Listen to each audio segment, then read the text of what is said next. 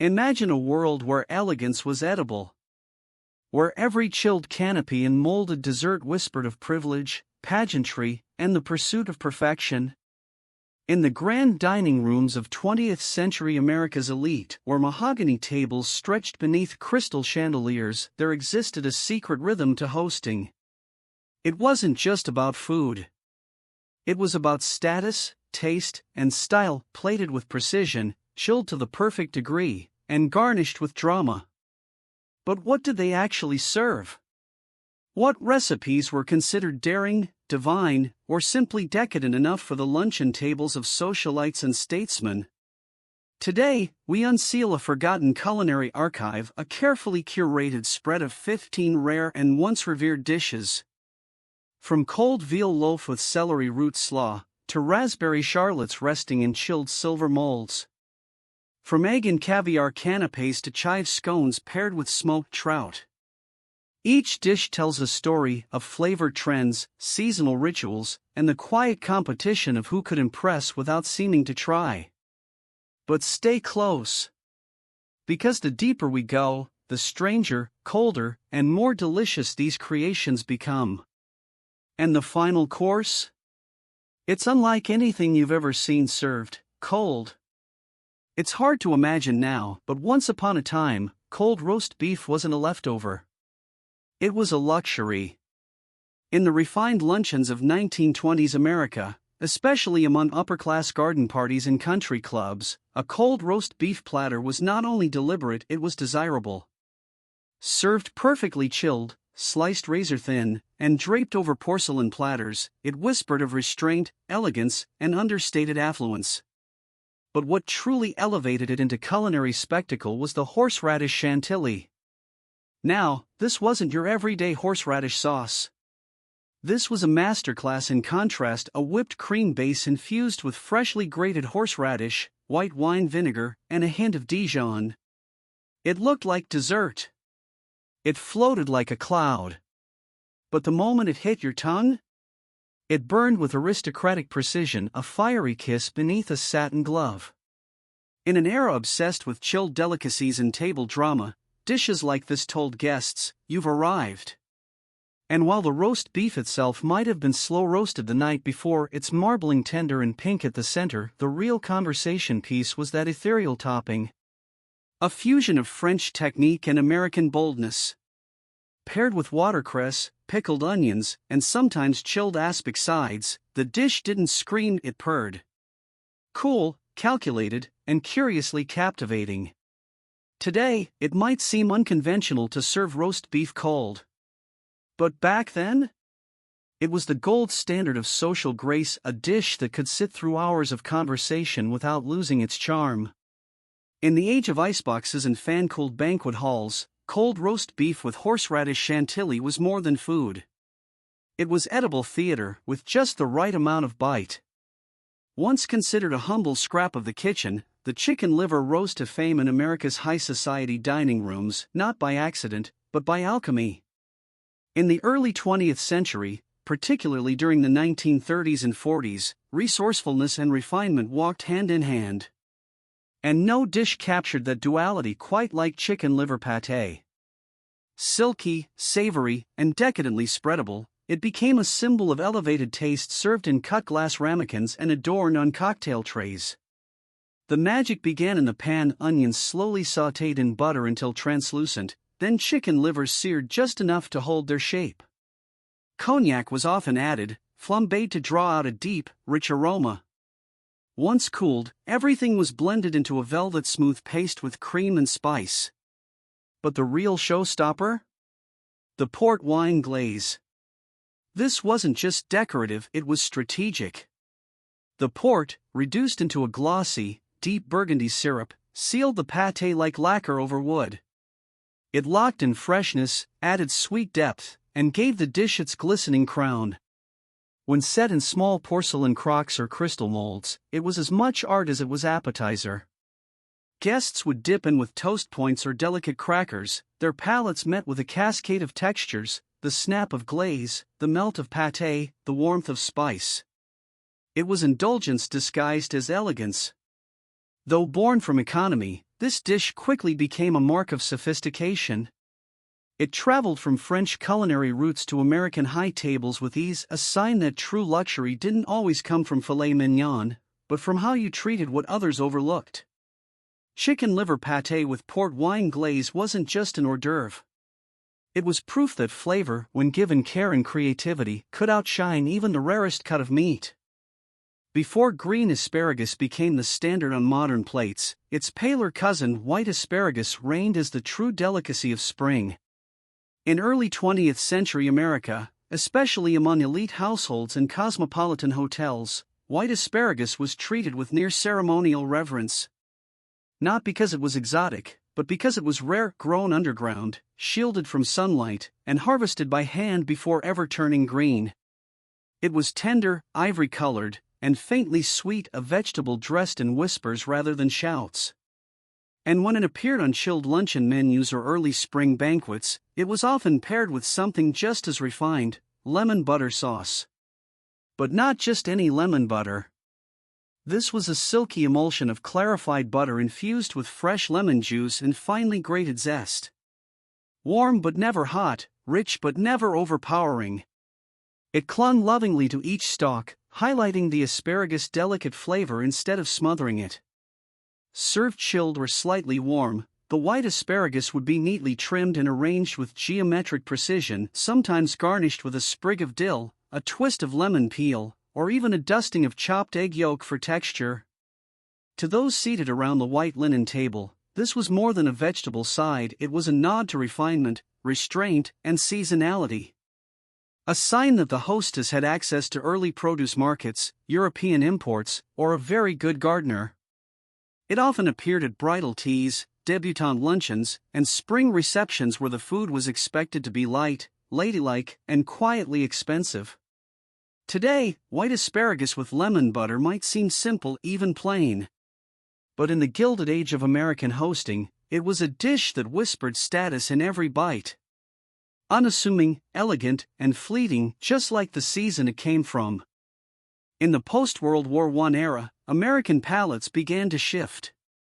Trade routes reopened, exotic spices flowed back into gourmet kitchens, and suddenly, dishes once rooted in simplicity flirted with faraway flavors.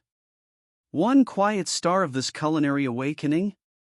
Curried fruit salad with crystallized ginger, a dish that may sound peculiar today, but once turned heads at ladies' luncheons and tea-room tables from Chicago to Charleston. At first glance, it appeared innocent enough: cubes of pineapple, apple, pear, and ripe banana, sometimes joined by plump grapes or canned peach slices. But it wasn't the fruit that intrigued diners, it was what coated it. The dressing was a silken mix of mayonnaise and sour cream, lightly sweetened and then gently stirred through with curry powder, not too much, just enough to hint at spice without offense. This was, after all, a genteel dish. But its boldness wasn't over yet. Tucked within the mix were tiny shards of crystallized ginger, amber-colored, jewel-like pieces that delivered warmth and sweetness with every bite. They melted slowly on the tongue, offering an unexpected finish to the cool, creamy curry beneath. To a 1930s hostess, this salad was more than inventive, it was worldly. It signaled sophistication, culinary curiosity, and just enough risk to spark conversation. Often served in chilled glass dishes or lettuce cups, it stood apart from the safe cucumber sandwiches and gelatin molds that surrounded it. It wasn't about heat. It was about surprise, a soft jolt of flavor wrapped in elegance. Today, we might raise an eyebrow at mixing curry with fruit and mayo, but once upon a time, that very combination made a dish unforgettable. A soft-spoken rebellion on a silver tray, one candied ginger bite at a time. Long before gelatin became a tired potluck cliché, it was a canvas, a glamorous, shimmering centerpiece that defined the height of American table artistry.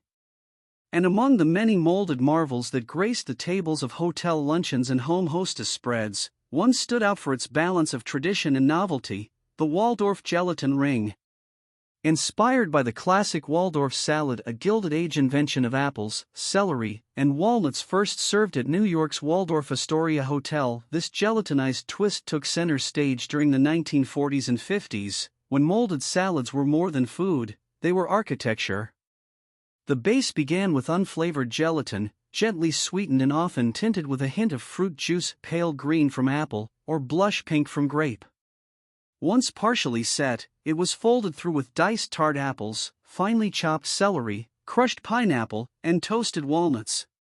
Then came the mold, copper, ring-shaped, and chilled to perfection. The gelatin was poured in layers, each suspended ingredient arranged like jewels in stained glass. When unmolded onto a frosted glass platter, it shimmered like something between dessert and sculpture. But the final flourish? A generous scoop of creamy mayonnaise or whipped salad dressing in the center of the ring, often garnished with crisp lettuce or parsley, a savory counterpoint to the sweet tang of the gelatin. To modern eyes, it might seem perplexing. But in its time, the Waldorf gelatin ring was a marvel, a conversation starter, a sign of meticulous care, and a dish that told your guests, presentation matters. Equal parts tradition and trend, it married the old-world charm of the Waldorf salad with the mid-century obsession for molded beauty. A salad, yes, but one that danced on the edge of art. They were small enough to vanish in a single bite, and yet, these elegant morsels could speak volumes about the status of a gathering. Egg and caviar canapés weren't just appetizers. They were social signals. Popular from the 1910s through the mid-century cocktail era, these dainty creations often appeared at soirees, weddings, and embassy dinners, moments where food had to impress instantly and vanish just as quickly. No knives, no forks, just crisp, clean indulgence between sips of champagne. The foundation was simple: buttered toast rounds or petite rice squares, often lightly crisped in the oven. On top, a layer of whipped egg, either finely grated hard-boiled yolks folded with cream cheese, or delicate slices of boiled egg whites fan like petals. Then came the crown, caviar. Glossy black or glistening orange, depending on availability and budget. In elite circles, it was imported Russian or Iranian sturgeon roe. But American hosts often embraced domestic paddlefish or salmon roe, delivering similar flair without the overseas price tag. Each canopy was arranged with almost mathematical symmetry, sometimes finished with a curl of chive, a tiny sprig of dill, or a paper-thin shaving of radish. The goal was refinement, not overstatement. And yet, beneath the poise, there was flavor contrast at play: the creamy softness of egg, the crunch of toast, and the salty pop of caviar. One bite told you everything you needed to know about the host, the occasion, and the effort behind the table. In an era when elegance meant small, cold, and exquisite, these canapés were the jewels of the serving tray. Today, they may seem old-fashioned, but back then, they were the perfect introduction to an evening of sophistication. A single bite layered with quiet luxury. In the golden age of afternoon entertaining, where porcelain tea sets gleamed in parlors filled with polite conversation, chive scones with smoked trout spread offered a savory detour from the usual sweets and jams. This wasn't a biscuit. It wasn't a canapé. It was something in between, subtle, airy, and just bold enough to intrigue. The scones were small, tender rounds flecked with fresh-cut chives, their tops brushed with cream for a golden finish. Unlike sugary counterparts, these were savory by design, buttery, yes, but kissed with salt and the gentle oniony brightness of herbs from the garden. But it was the smoked trout spread that transformed this humble bite into something unforgettable. Flaked smoked trout, delicate, pink, and perfumed with wood smoke, was folded into whipped cream cheese or cultured butter. A touch of lemon juice added lift, horseradish gave it spine, and cracked black pepper brought warmth. The result? A smooth, slightly briny mousse that melted onto the warm scone like silk on velvet. Popular among hostesses who wanted to impress without fuss, this dish often appeared at bridal teas, spring luncheons, and upscale picnics. It spoke of refinement not through extravagance, but through restraint.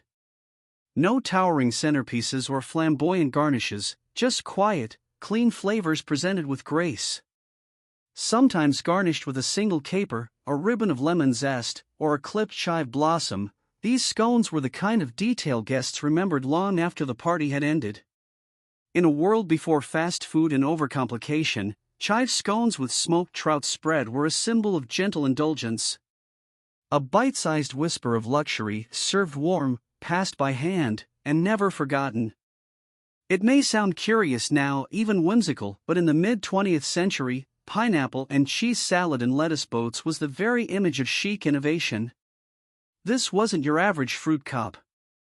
It was a balancing act between sweet, savory, and texture, plated with intention and served cold at garden luncheons, bridge club gatherings, and ladies' auxiliary teas.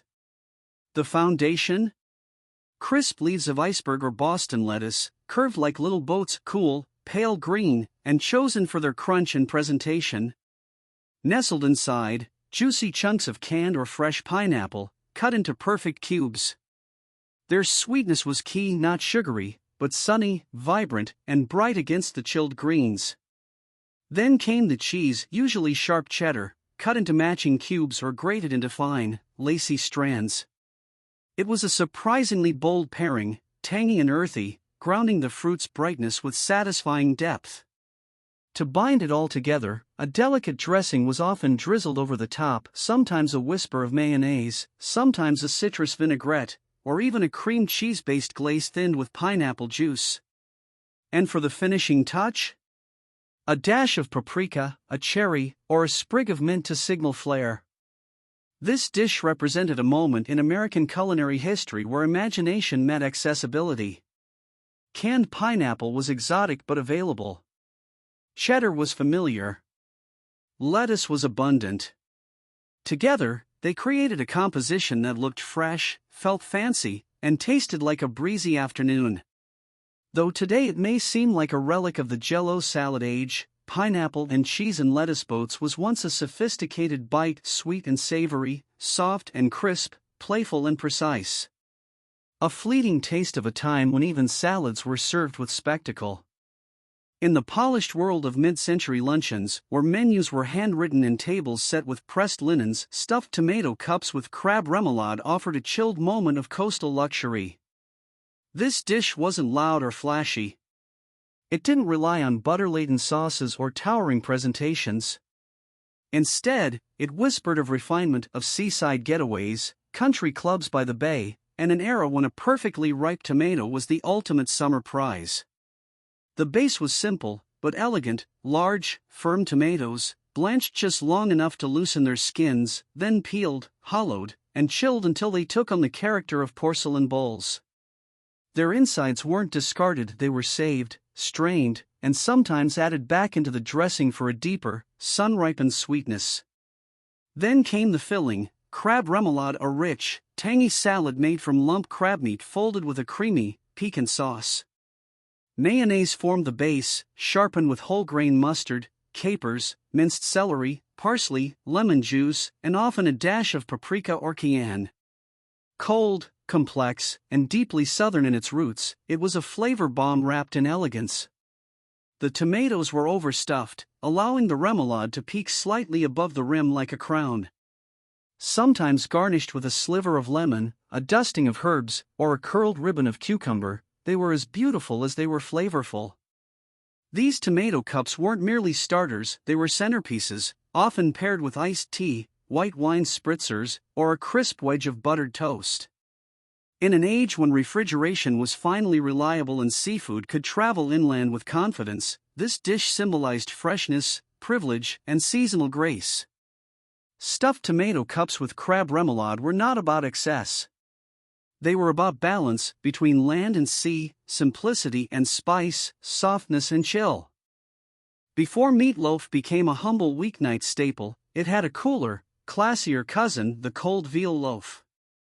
In upscale American kitchens between the 1920s and 1950s, veal wasn't just a meat choice, it was a statement. Milder than beef, paler in color, and more tender by nature, veal was considered refined. And when shaped into a delicately seasoned loaf, gently baked and then chilled to a firm sliceable texture, it became the centerpiece of summer luncheons and buffet tables. The loaf itself was light yet flavorful: ground veal mixed with fresh breadcrumbs, eggs, minced onion, a touch of milk, and subtle spices like white pepper or mace. Once cooled and sliced into neat, pale ribbons, it offered a delicate contrast to the heavier, heartier fare that dominated colder seasons. But the star pairing, what truly elevated the dish, was the celery root slaw. Known in French cuisine as celeriac remoulade, this shredded slaw gave the plate crunch, brightness, and a whisper of continental flair. The celery root, peeled and grated, was folded with a creamy, mustard-spiked dressing, sometimes touched with lemon or vinegar, sometimes laced with capers or parsley. Together, the veal and slaw formed a symphony of texture and restraint, tender against crisp, mellow against tangy.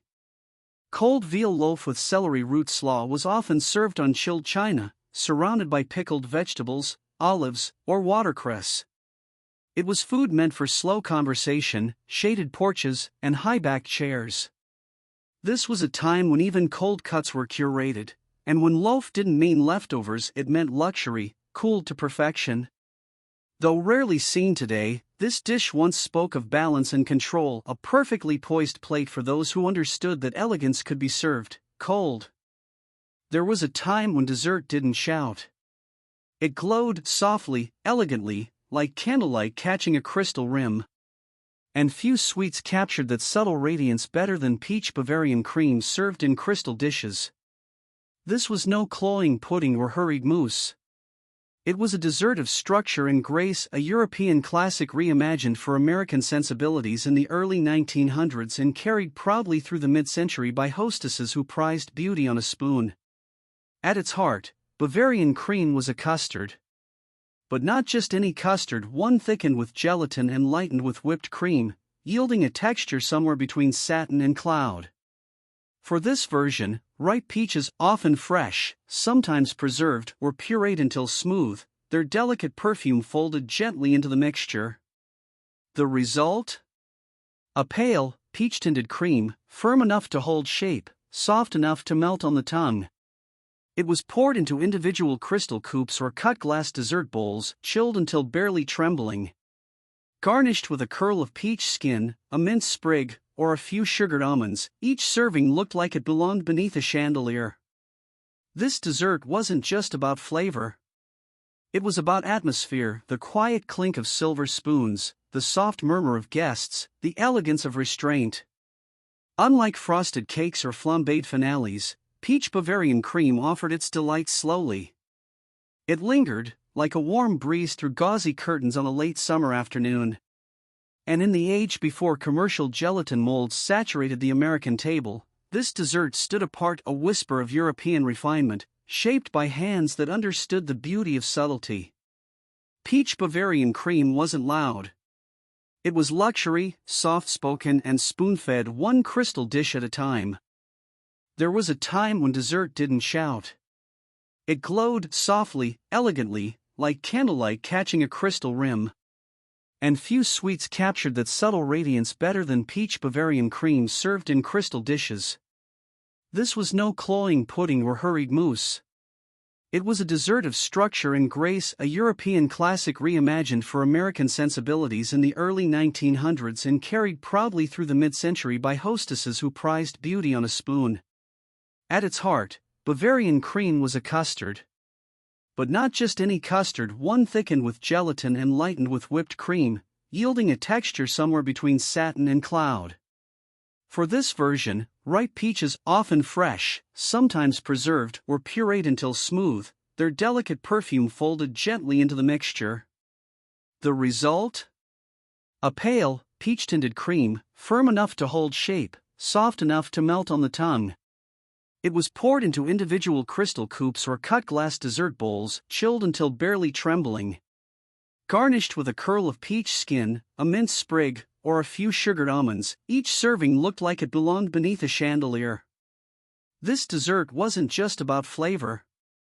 It was about atmosphere, the quiet clink of silver spoons, the soft murmur of guests, the elegance of restraint.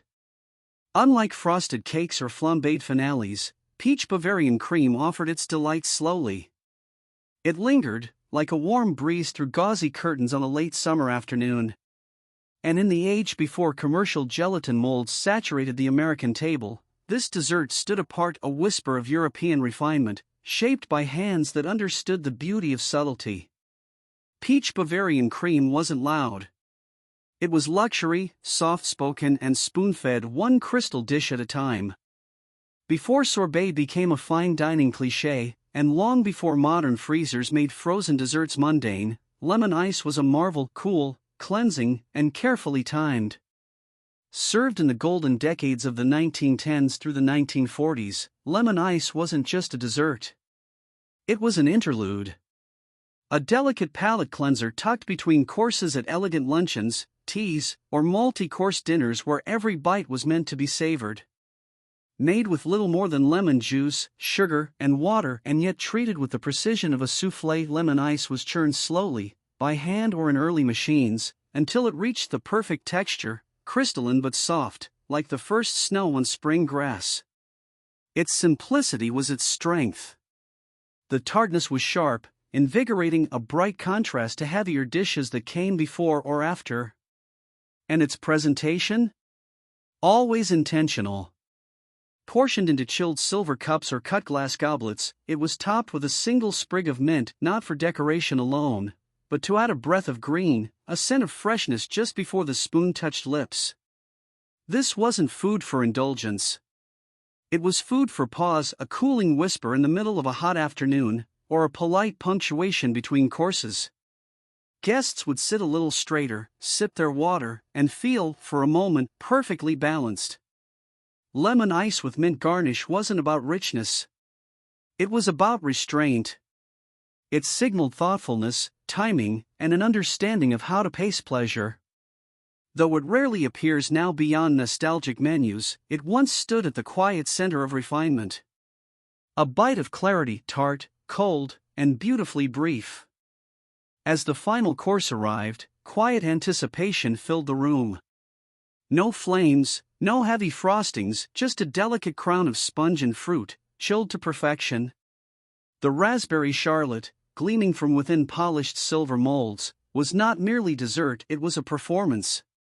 Born from French aristocratic kitchens and embraced by American hostesses seeking refinement, the charlotte was both architecture and indulgence. Each one began with a lining of ladyfingers or sponge cake, meticulously arranged along the inner wall of the mold like pleats on a ballroom gown. Inside, a chilled raspberry cream, softly set with gelatin and lightened with whipped cream, filled the center. It was vibrant but not overly sweet, perfumed with fresh berries or sometimes a hint of kirsch. As it chilled, the cake absorbed the flavor and moisture, creating a tender, layered harmony of texture. Then came the unmolding. Turned out onto a frosted silver platter, the charlotte held its shape with poise, regal, restrained, and irresistible. Often crowned with a few whole raspberries, a dusting of powdered sugar, or delicate curls of lemon zest, it shimmered in the candlelight like edible couture. To serve it was to impress. To taste it, a memory. This was the kind of dessert saved for special guests, or quiet triumphs. A final impression of lightness after a meal of chilled meats, molded salads, and whispered conversation. Today, the raspberry charlotte is all but vanished from most menus, a ghost of elegance in a world that rushes to sweetness. But in its time, it stood at the pinnacle of poise, a dessert that asked for patience, precision, and a true love of the art. And now, as the last silver spoon rests on its plate, so too ends this forgotten feast, not with a bang, but with a bite of beauty, perfectly chilled.